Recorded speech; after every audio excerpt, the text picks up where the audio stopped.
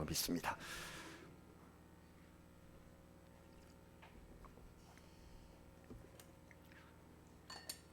우리 주님 고난의 시간이 점점 다가와서 다음 주일은 순환주일, 그리고 그 다음 주일 부활주일을 목전에 두고 있습니다. 우리 빈누리 성경 읽기 대행진이 이 고난 시간에 맞추어서 마가복음을 펼쳐 들게 됐습니다. 작년 이맘때에 통독했던 마태복음과 비교하면 마가복음은 더 짧고 그리고 표현이 사실적이라는 특성을 가졌습니다. 두 복음서의 말씀을 대조하시면서 더 큰 은혜를 받으시기 바랍니다. 마가복음은 예수 그리스도의 족보나 탄생 기사가 없이 곧바로 하나님 나라의 선포로서 본문을 열어젖힙니다.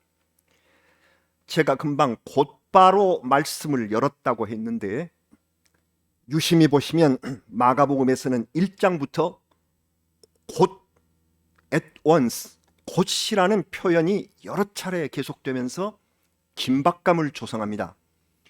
예수께서 세례를 받고 요단강에서 곧 올라오시자 성령이 곧 예수를 광야로 몰아내십니다.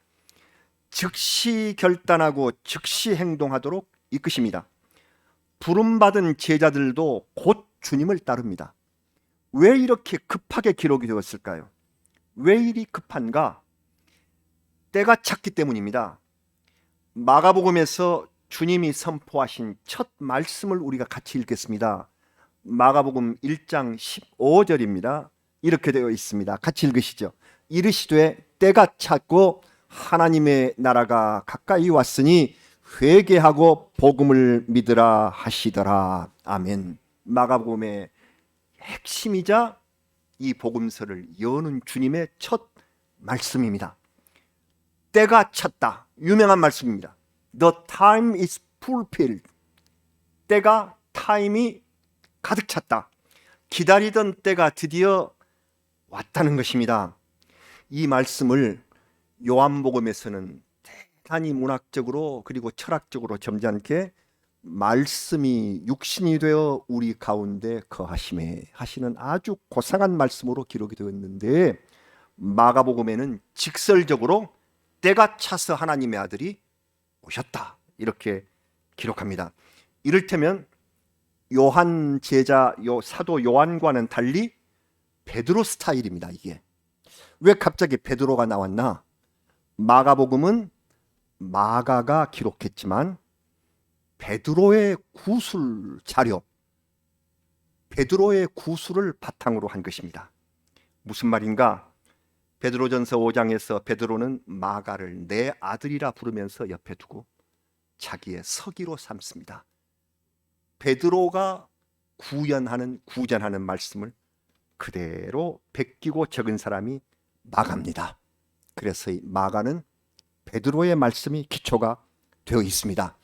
4개의 복음서 가운데 마가복음이 제일 먼저 완성돼서 다른 복음서 저자들이 이 말씀을 기초로 삼았어요. 복음서의 기초가 되는 말씀입니다. 그리고 이 마가복음은 로마 사람들을 독자로 의식하면서 기록한 책입니다. 세계 최강국임을 자랑하면서도 극도의 영적 타락으로 위기에 처한 이 로마 사람들을 향해서 긴박하게 하나님의 나라를 선포하고, 하나님의 나라, 그의 아들 예수께서 가까이 오셨다. 그래서 유대인들이 중요하게 여기는 족보, 예수님 탄생기사 다 생략하고 실용적인 로마인들을 향해서 예수 그리스도의 첫 메시지가 때가 찼다, 하나님의 나라가 가까이 임하였다, 즉시 회개하고 복음을 믿으라, 이 말씀에 함축되어 있는 것입니다. 여러분, 지금은 당시 로마 사람들과 비교도 되지 않을 만큼 영적으로 피폐하고 육신의 실익만을 추구하며 세속의 일에 정신없이 바쁜 현대인들이 살아가고 있습니다. 우리도 그 가운데 한 사람들입니다. 영과 진리에 대해서는 한없이 느슨하고 관심이 멀어진 지금 이 세대입니다. 이렇게 살아가던 우리는 코로나19라는 전염병 대환란을 당해서 육신의 발길이 멈춰 있습니다. 이런 어려움을 당하면서도 회개와 믿음이라는 예수 그리스도의 선포에 귀를 기울이려 하지 않습니다. 예수 그리스도 복음의 핵심은 오늘 마가복음 1장 15절이 주는 것처럼 회개와 믿음입니다. 회개하고 믿으라. 마가복음에서는 이것을 대전제로 삼고 우리 주님께서 오셔서 선포하신 말씀과 고난과 병든 자의 치유를 강조하고 있습니다. 여러분, 우리 주변과 우리 교회에도 육신의 질병으로 인하여 괴로워하는 분들이 많습니다. 주님의 고난기간이 오고 때가 꽉 찬 지금 병으로 고통받는 사람들이 마가복음의 주제인 회개와 믿음을 통하여 치유되는 은혜가 임하시기를, 마가복음을 읽으시고 이 복음을 내 것으로 삼는 그 순간 하나님께서 치유의 손길을 내밀어 주시기를 간절히 기도합니다. 사랑하는 여러분, 예수께서 갈릴리 땅에서 행하시는 일이 크게 두 가지, 하나는 선포요, 하나는 치유였습니다. 예수님이 회당과 마을에 들어가시면 말씀을 선포하시고 거기서 나오시면 병든 자들을 고치셨습니다. 주님이 이 일을 하러 세상에 오셨다고 말씀을 합니다. 마가복음 1장 38절 말씀입니다. 이르시되 우리가 다른 가까운 마을들로 가자. 거기서도 전도하리니 내가 이를 위하여 왔노라 하시고, 예수님이 전도를 위하여 오셨다 하셨는데 예수님의 전도의 방식은 So I can preach, 프리치를 하겠다. 프리치, 설교를 프리치라고 합니다. 프리칭을 설교라고 하는데 예수님께서 선포하시는 이 말씀을 선포하시는데 회개와 믿음의 말씀을 선포하시고, 그리고 우리 인간으로 할 수 없는 질병을 고치시는 치유 사역을 해 주셨습니다. 선포하시고 치유하신 우리 주님, 병은 크게 두 종류였습니다. 하나는 각종 육신의 병이고 또 다른 하나는 귀신이 들린 영적 질환이었습니다. 육신의 병은 베드로의 장모를 열병에서 구하시고, 나병 환자가 자기를 괴롭히는 한센병이 떠나기를 간구하니까 그걸 들어주신 우리 주님. 영적 질환은 귀신이 든 사람이 나는 당신이 누구인지 안다 하고 소리를 지르면 주의 명령으로 깨끗하게 하시는 그런 치유의 역사를 이루셨습니다. 여기는 마태복음 8장 17절이 우리에게 증거를 해주고 있습니다. 마태복음 8장 17절이 이렇습니다. 이는 선지자 이사야를 통하여 하신 말씀에, 다음에 우리 같이 읽으실까요? 우리의 연약한 것을 친히 담당하시고 병을 짊어지셨도다 함을 이루려 하심이더라. 아멘. 우리가 회개하고 이 하나님의 말씀을 믿으면 나의 연약함과 질병을 예수께서 친히 담당해 주신다고 약속해 주셨습니다. 우리 이 하나님 말씀을 믿고 내 연약함과 질병을 그리스도께서 맡아주시기를, 주님께서 담당해 주시기를 이 말씀을 통하여 믿습니다. 오늘의 말씀을 보겠습니다. 예수께서 갈릴리 지방 여러 회당을 순회하시며 말씀을 선포하고 전도하신 후에 다시 가버나움으로 오셨다고 하지요. 소문이 사방에 퍼지자 사람들이 예수께서 계신 집으로 막 몰려 들어왔습니다. 아마 그 집은 베드로와 안드레 형제의 집이었던 것 같습니다. 이 좁은 집이 인산인해를 이루어서 도저히 예수가 계신 곳으로 가까이 갈 수가 없었어요. 그때였습니다. 무슨 일이 일어났나요? 갑자기 집의 천장이 요란하게 쿵쿵대더니 흙과 지푸라기, 돌 자갈들이 막 쏟아지는 사건이 벌어진 것입니다. 무슨 일이 일어난 것일까요? 사람들의 시선이 쏠린 곳을 바라보니 중풍에 걸려서 몸을 움직일 수 없는 사람을 내 친구가 한 침상 베드의 모서리를 잡고 왔는데 사람이 너무 많아요. 예수님 앞에 나가기만 하면 이 중병이, 이 친구의 중풍이 나을 것으로 믿는데 가까이 나갈 수가 없게 되자 망설이던 그들이 침상을 메고 지붕 위로 올라간 것입니다. 유대인들의 지붕이 대체로 평평한데요, 나무를 가로질러서 이 석가래를 만들고 거기다가 진흙을 발라서 단단하게 하는 것이 바로 유대인 집의 천장이었습니다. 그래서 그들은 아슬아슬하게 병자의 배들을 들어 올린 뒤에 지붕을 뜯어냈다. 기어이 예수님 가까이 가서 이 병자를 살리겠다. 사람들의 야단이 났습니다. 아니, 웬 무례한들이 집을 부수는 거냐? 예수님 다치시면 어떡할 거냐? 주인인 베드로와 안드레는 야단이 나지 않겠습니까? 어찌 함부로 내 집을 뜯는 거냐? 너희들 반드시 손해배상해야 된다. 이 소동 속에서 사람들은 지붕을 뚫고 침상을 달아내리는 이 고개 같은 일을 손에 땀을 쥐고 구경하고 있었다 하는 것입니다. 이 모습을 보신 예수께서 그들의 무엇을 보셨느냐? 오늘 우리 읽은 성경 말씀에 그들의 믿음을 보셨다. 그들의 믿음을 보셨다. 병자와 그 친구들 5사람의 집념어린 믿음을 보신 것입니다. 집이 손상되는 것이 문제가 아니었습니다. 주님께 나아가면 나을 것으로 믿고 장애물을 뛰어넘는 믿음, 사람의 장벽과 물체의 장벽을 극복하고 나가려는 그 믿음에 우리 주님의 시선이 머물렀습니다. 성경은 분명히 말합니다. 예수님은 간구하는 자들의 믿음을 보신다. 특히 집념어린 믿음은 하나님의 허락을 받았다는 증거들이 있습니다. 그 옛날 생각이 납니다. 아브라함이 소돔성을 구하기 위해서 하나님께 엎드려 의인을 악인과 함께 죽이시는 것은 부당합니다. 집념의 기도를 드리죠. 잘 아시는 대로 50명으로 시작된 의인 찾기는 이렇게 마무리됩니다. 창세기 18장 32절 잘 아십니다. 아브라함이 이르되 또 이르되 주는 노하지 마옵소서. 내가 이번만 더 아뢰리이다. 거기서 10명 10명을 찾으시면 어찌하려 하시나이까. 이르시되 내가 10명으로 말미암아 멸하지 아니하리라. 하나님께서 눈여겨보신 집념의 믿음, 아브라함의 집념을 하나님이 받아들이시더라. 또 하나 생각나는 것이 예수님의 비유 말씀인데, 어떤 도시에 교만한 판사가 있었다죠.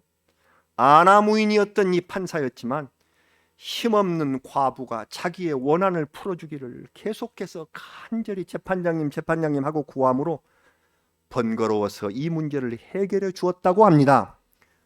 불의한 재판장도 이럴진데 하나님은 어떠시겠는가 하면서 누가복음 18장 7절에 이렇게 말씀하셨습니다. 예수님 말씀입니다. 하물며 하나님께서 그 밤낮 부르짖는 택하신 자들의 원한을 풀어주지 아니하시겠느냐? 그들에게 오래 참으시겠느냐? 주님은 이 믿음을 보고 계십니다. 집념 어린 믿음을 보셨다. 드디어 그들이 지붕을 뚫고 예수님 앞에 이르렀습니다. 아마도 예수님은 미소를 지으시면서 그들에게 따뜻한 시선을 주셨을 것입니다. 이제 사람들의 관심은 그가 언제부터 병이 들었는지, 그 이유가 무엇인지, 생활 습관, 가족의 병력, 이것들을 살필 차례라고 생각을 했겠지요. 그러나 영혼의 의사이신 예수 그리스도, 오늘 5절 말씀처럼 작은 자야 소자야 내 죄 사함을 받았느니라. 주님께서 그 다음으로 보시는 것은, 그의 믿음 다음으로 보시는 것은 그 사람의 죄. 인간이 가진 병의 원인은 근본적으로 죄에 있다 하시는 말씀의 뜻입니다. 여러분, 그렇다면 병에 걸린 사람은 죄 때문이란 말인가 하는 질문이 생기죠. 아닙니다. 이 말씀의 의미를 깊이 살펴보아야 합니다. 예수님의 제자들이 날 때부터 앞을 보지 못하는 사람을 보고 이것이 누구의 죄 때문입니까? 하고 질문한 적이 있습니다. 무슨 대답을 하셨죠? 요한복음 9장 3절입니다. 예수께서 대답하시되 이 사람이나 그 부모의 죄로 인한 것이 아니라 그에게서 하나님이 하시는 일을 나타내고자 하심이라. 고난을 통하여 하나님의 섭리를 알게 된다 하는 말씀으로 대답하셨습니다. 인간은 죄로 인하여 고난과 질병과 그리고 최종적으로 죽음에 이르게 됩니다. 특히 병이 들었을 때에 죄의 문제는 우리에게 더 심각한 모습으로 다가옵니다. 힘들고 고통스럽고 죽음을 생각하게 되는 이 병입니다. 성도 여러분, 코로나가 좀처럼 사라지지 않고 지금도 우리나라에서만 하루 400여 명의 확진자가 꾸준히 발생합니다. 여러분은 어떠셨습니까? 저는 날마다 그 뉴스를 보면서 오늘 또 400명이 넘었네 하고 안타까워하면서 어서 코로나가 잠잠하게 되기를 우리 주님 간절히 바랍니다. 이런 기도로 하루를 보냈었습니다. 확진자 가족의 긴장감과 그 아픔은 깊이 생각하지를 못했습니다. 그것이 솔직한 제 마음입니다. 그러다가 제 외손녀가 다니는 중학교에서 확진 학생이 생겨났습니다. 성악 실기 교육에 참여했는데 그 확진자 그 아이가 그 성악 전공이었어요. 그래서 제 손녀가 접촉자로 분류되었다 하는 통보를 받고 자가격리에 들어갔습니다. 어린아이가 2주 동안 이제 방에 갇힌 것이죠. 제 부모들도 직장과 학교를 쉬었고 걔네 초등학생 동생도 아무 영문 모르고 누나와 함께 격리가 됐습니다. 모두가 다 PCR 선별 검사를 받았습니다. 저는 어쨌느냐? 손녀를 한번 만났다는 죄 때문에 할아버지와 할머니가 같이 난생 처음 PCR 선별 검사를 받았습니다. 그러면서 깨달은 것이 있습니다. 놀라운 것이 검사받는 사람의 수가 어찌나 많고 그리고 그 결과에 대하여 심각하게 걱정하고 있든지 저도 전염병에 대한 인식이 다시금 깊어지며 그 순서를 오랫동안 기다리는 동안 진정한 회개의 기도를 드렸습니다. 우리의 죄로 인하여 생긴 이 질병에 대하여 이제는 무심해져 버린 내 마음을 회개했습니다. 하루에도 수백 명씩 병에 걸려 쓰러지는 사람들과 가족들을 불쌍히 여기며 기도하지 못한 냉랭한 제 마음을 회개할 수가 있었습니다. 이 병이 사라지지 않는 이유 속에 나의 죄도 온전히 사함받지 못했기 때문임을 깨닫는 그러한 고백의 기도를 드리는 시간을 가질 수가 있었습니다. 남의 일이 아닙니다. 감사하게도 가족이 전원 음성 판정을 받았습니다. 그리고 또 조심하면서 이러한 고백의 기도를 드리고 그렇게 지내게 됩니다.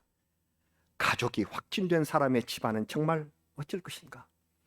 저의 기도가 바뀌었습니다. 주님, 우리의 죄를 용서하시고 우리의 잘못을 용서하시고 우리 교회와 성도의 가정을 코로나뿐만 아니라 각종 질병에서 구해 주시기를 진정으로 간절히 원합니다. 저희의 죄가 큽니다. 여러분, 하나님의 자녀들이 세상 사람과 다른 점은 죄 용서와 병 치유를 연계시키고 있다는 겁니다. 우리 주님께서 그렇게 하라고 말씀을 하셨습니다. 죄 용서, 병 치유는 한 가지로 같이 있다. 시편 103편 3절 말씀입니다. 여러분 잘 아시는 그가 내 모든 죄악을 사하시며 내 모든 병을 고치시며 죄 사함은 곧 병 고침이십니다. 사랑하는 여러분, 예수께서 사람들에게 물으셨습니다. 죄 사함을 받는 것과 병에서 나아서 걸어가는 것 중에서 어느 것이 쉽겠느냐? 여러분, 말로는 죄 사함이 쉽지요.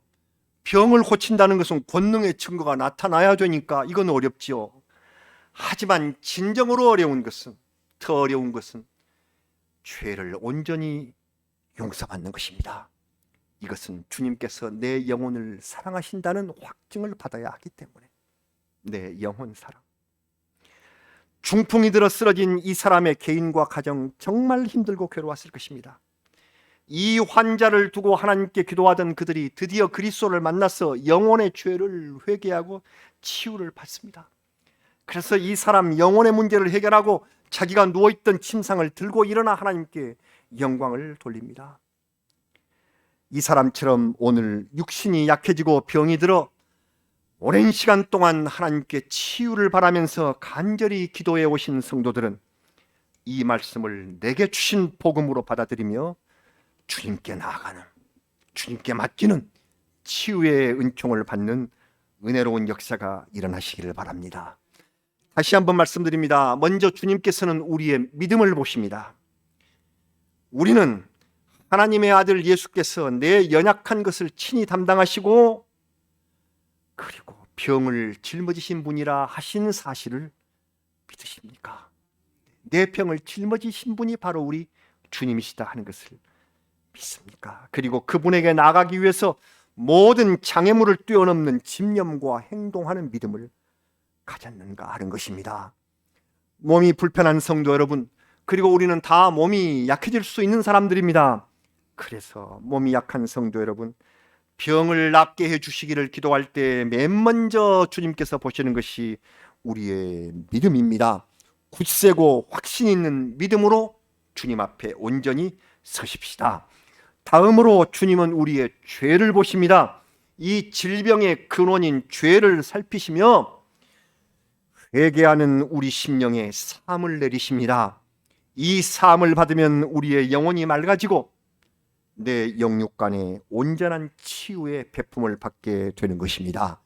그때 주님께서 내 손을 잡고 이르시기를 소자야 작은 자야 내 죄 사함을 받았느니라, 이 말씀을 우리에게 해주실 것입니다. 여러분, 유다 왕 히스기야가 병들었다가 하나님으로부터 치유받은 후에 남긴 글이 이사야에 실려 있습니다. 이사야에서의 한 구절만 우리 같이 읽겠습니다. 이사야 38장 17절 히스기야의 고백입니다. 같이 봉독하시겠습니다. 보옵소서, 내게 큰 고통을 더하신 것은 내게 평안을 주려 하심이라. 주께서 내 영혼을 사랑하사 멸망의 구덩이에서 건지셨고 내 모든 죄를 주의 등 뒤에 던지셨나이다. 아멘. 죽음의 병을 앓았던 히스기야, 이 병을 사함받고 고백한 것은 어떻게 해요? 이 고통은 내게 평안을 주시기 위함이었나이다.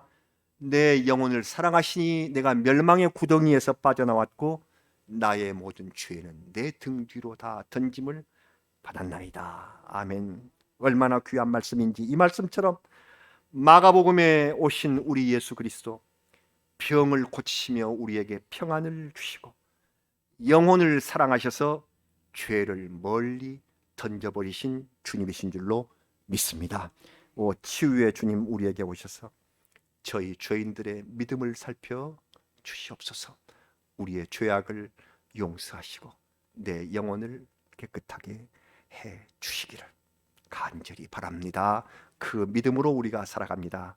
이것이 몸이 약하고 병고에 처한, 병이 창궐하고 있는 이 시기에 우리 하나님 앞에 드려야 할 귀한 고백임을 우리 모두 마음속에 깊이 새기시며 믿음으로 나아가는 주의 성도가 되시기를 주의 이름으로 축원합니다. 아멘. 우리 기도하시겠습니다. 아버지 하나님, 주님께서 믿음을 보시고 우리의 죄 사함을 이루신다는 그 귀한 약속의 말씀을 읽으면서 우리의 마음이 참으로 하나님 앞에 온전하게 평안한 마음을 얻습니다. 주님, 평안함을 주시고 우리 육신의 건강함을 주시고 우리 심령의 죄를 깨끗이 사하여 주시옵소서. 우리 믿음을 굳세게 하시고 주님 앞에 집념 어린 믿음으로 나아가서 주께서 주시는 은총을 소유할 수 있는 귀한 성도 다 되게 하여 주시옵소서. 예수님의 이름으로 기도드리옵나이다. 아멘. 찬송 부르시겠습니다. 찬송가 415